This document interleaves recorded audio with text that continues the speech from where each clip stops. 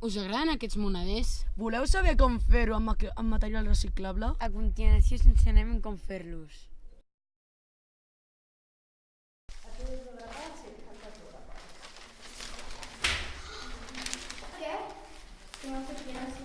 Mira, vaig a forrar el meu i el fem a la vegada.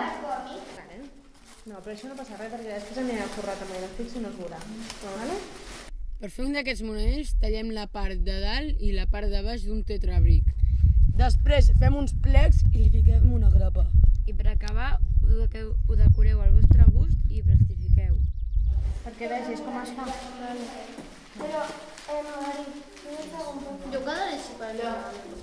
Ara us deixem amb l'opinió d'alguns companys que han fet aquest taller. Hola, et vull fer unes preguntes. Recomanaries a algú fer aquest moneder? Sí, I t'ho quedaràs tu o li donaràs a algun familiar teu? algun familiar. T'ha agradat aquest taller? Molt.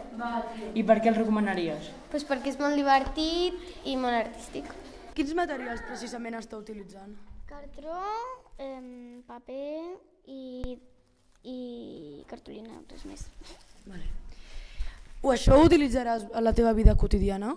Sí. Espero que us hagi agradat el vídeo i espero veure-us l'any que ve també a les colònies.